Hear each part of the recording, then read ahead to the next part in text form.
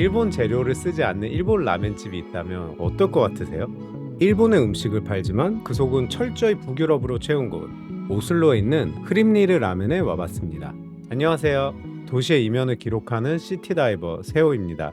흔히 어떤 특정 나라의 요리를 한다 그러면 그 나라 요리에서 많이 쓰는 베이스 재료들이 필요하잖아요. 한국 요리면 고추장이나 된장이 있을 거고, 근데 이 집은 일본 음식을 팔면서도 자기들이 베이스 식재료를 다 만든다는 거예요.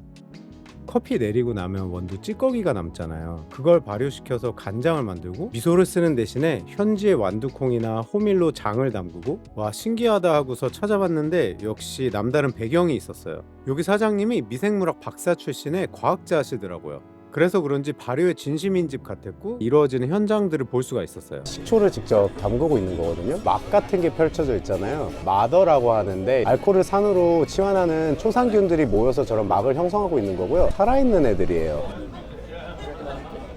탄탄면인데 국물이 안 나오고 헤이즐넛 소스를 버무리는 거더라고요. 저는 오늘 국물이 좀 먹고 싶어가지고.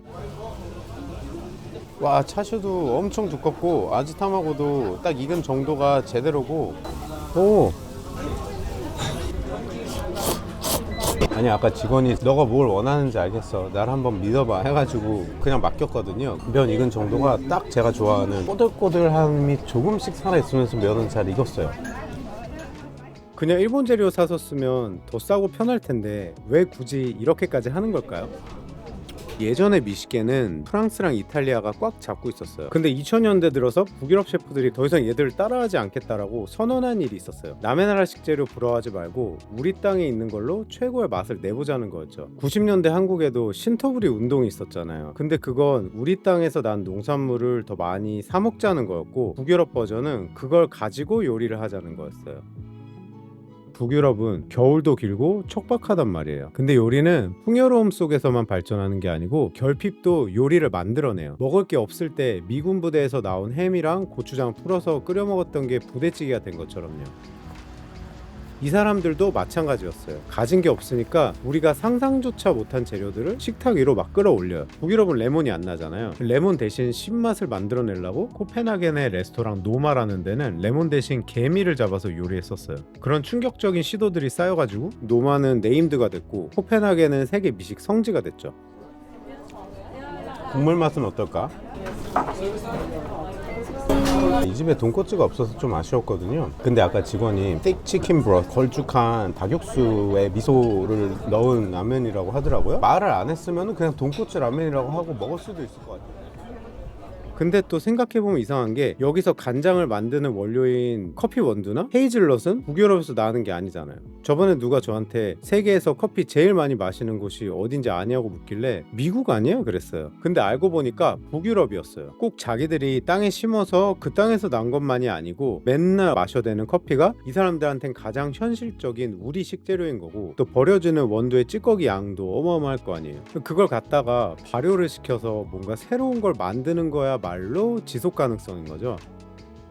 우리는 흔히 가치 있다는 걸 뭔가 화려하고 비싼 것에서만 찾으려고 하잖아요. 근데 커피 찌꺼기처럼 쓸모없어 보이는 것들이 관점을 조금만 바꾸면 놀라운 미식의 재료가 됩니다.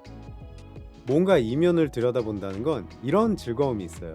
당연하게 지나쳤던 것들 속에 숨겨진 진짜 가치를 발견하는 일. 어쩌면 최고의 재료라는 건 멀리 있는 것이 아니라 우리 발밑에 숨어 있는지도 모르겠습니다. 아, 술이 절로 들어가네요. 이 라면에 무서운 게, 해장을 하려고 라면을 먹었다가 술을 더 먹게 돼요. 김치에 파랑 고추를 썰어서 얹어주는 게 재밌잖아요. 한국에서는 그렇게 안 주니까. 근데 고추가 진짜 맵네요. 땀이 확 나요. 솔직히 좀 놀랬어요. 보통 서양 사람들이 하는 식당의 김치는 흉내내기 급급한 경우가 많은데 여긴 제대로예요. 발효의 메커니즘을 정확히 이해하고 만든 것 같아요. 그리고 이 김치를 먹으면서 또 생각이 들더라고요. 아, 한국이랑 발효를 대하는 태도가 정반대구나.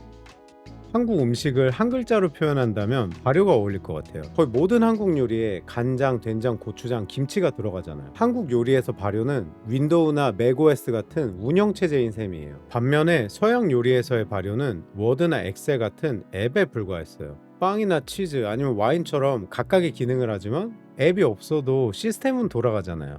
근데 지금 북유럽 셰프들이 그 운영체제의 비밀을 풀어서 맛을 진화시키고 있는 거예요. 동양에서 쌀이나 콩 같은 곡식에 피워가지고 장을 만들던 곰팡이들을 얘들은 커피 찌꺼기, 고기, 블루베리 같은 그동안 시도하지 않았던 것들에도 막 접목을 시켜요. 한국 사람들이 공기처럼 당연히 여기던 그 맛의 틈새를 과학으로 막 비집고 들어와서 분해도 했다가 조립도 했다가 그러고 있는 거죠.